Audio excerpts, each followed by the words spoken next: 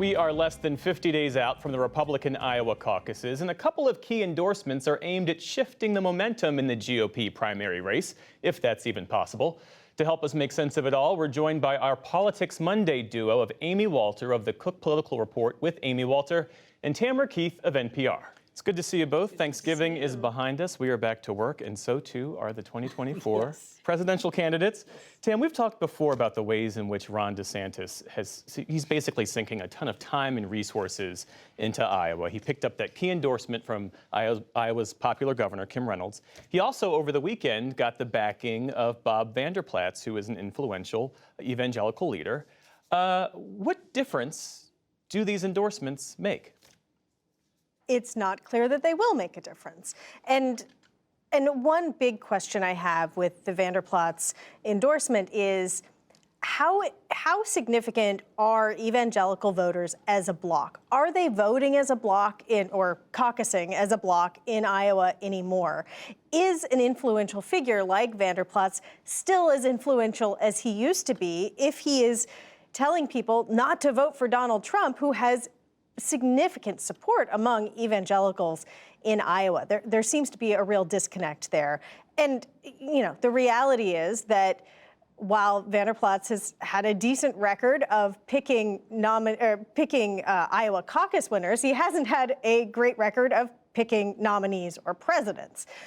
So how far this takes DeSantis, it's just not clear. At this point, it's really DeSantis and Nikki Haley battling it out for second place and battling it out pretty viciously while former President Trump is seemingly above the fray and doing quite well in basically every Iowa poll we see, and the average of all of them. Yeah, I mean, the viciously attacking is an important point because it feels like we've just gone back in the time machine to 2016 when all the other candidates who weren't named Donald Trump were fighting amongst themselves to get to be that one candidate to take on Donald Trump. And the theory was once it was one-on-one race, they could beat him, which of course did not end up occurring. In this case, the most recent ads, if you're sitting in Iowa right now watching television, the ads for the DeSantis super PAC are attacking Nikki Haley. The Nikki Haley super PAC is attacking DeSantis. And Donald Trump's super PAC is talking about Joe Biden. And so I also think it's important to note that Donald Trump isn't not taking Iowa seriously. He's taking Iowa seriously. Yeah. He's been doing rallies there. But it's this fascinating piece here where Donald Trump is the anti-establishment candidate, and that he is basically the front runner because he's almost like the sitting incumbent and has the benefit of that, while at the same time the regular establishment, people like evangelical leaders and the governor, line up against him. But Tam, looking beyond Iowa, Nikki Haley in many ways has pushed past Ron DeSantis as the top Trump alternative. New Hampshire, for instance. Well, and she has pushed past him with the establishment Republicans who are looking for a place to go that isn't Donald Trump. Ron DeSantis came into the race with all of this promise, and everybody thought he would be great. And he has spent, and his super PAC especially, has just spent a ton of money, and it hasn't gotten him anywhere.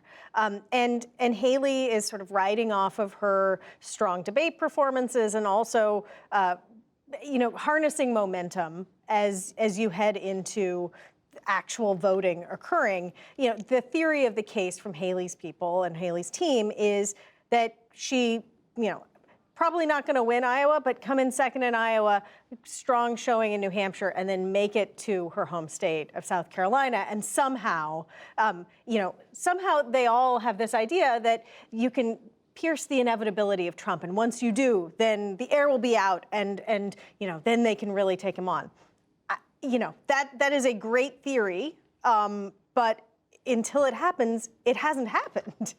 Well, let's talk about President Biden, specifically his handling of the Israel-Hamas war, because he's had to navigate these complex political realities. He's facing pressure from all sides. And it has resulted at times in headlines like this one from the Washington Post. Biden's resistance to ceasefire could alienate youth voters in 2024.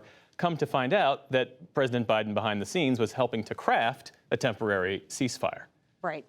So I think the challenge in talking about how young voters see what's happening in Israel and Gaza and how older voters see it is that I think for many older voters, this is a geopolitical issue, and for younger voters, this is a human rights issue, and it long has been a human rights issue.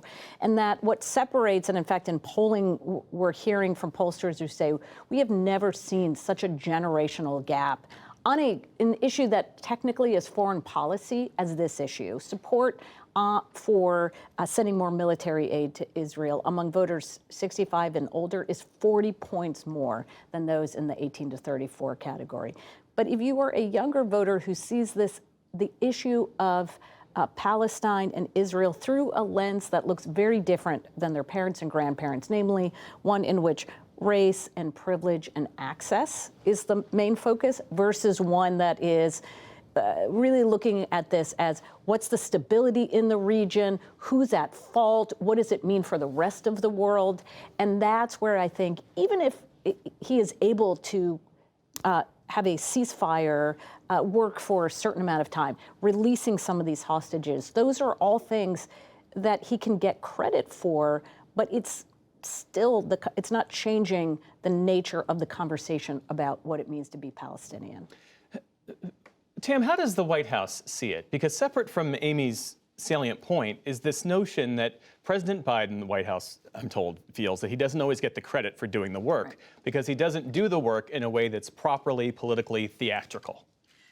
This is the story of Joe Biden as seen by the White House. And he very much does not make a public show of things until after it's done, and then he tries to claim credit, like with all of his economic accomplishments, and then he can't get the credit, and it's already baked in, and that's just the story of Joe Biden. I think that with this case, that people in the Biden inner circle think, you know, it's a year out. These numbers are not good, but it's a year out, and a lot can change in a year. This is unlikely to be the top headline and the top driving issue for voters a year from now. And the reality is that most voters don't make decisions based on foreign policy. They pick the candidate they like, and political science has shown that then they sort of meld their foreign policy views to those of the candidate that they have sort of hooked themselves onto. So the White House, though, does realize that they have a problem with young voters. It ties into what's happening with Israel and Gaza, but it goes well beyond that. They're working on it, and they know, they readily acknowledge that this is not going to be easy. Like, running for re-election is hard. Just ask anyone else who's run for re-election. The sheer act of being president means that you've now committed policy that has turned off people who voted for you the first time around. Yeah, and it goes back to the generational issue, because if you see what young voters' biggest concern about Biden has long been is his age. And this is just a representation of that. Again, he's in the 65 plus category, not in the younger category. And so his worldview, as well as his ability to connect with these voters, that's a big challenge because of that generation divide. Amy Walter and Tamara Keith, last word. That's the one thing they can't change, is the president's age. Absolutely. Thank you both. Thank you. You're welcome.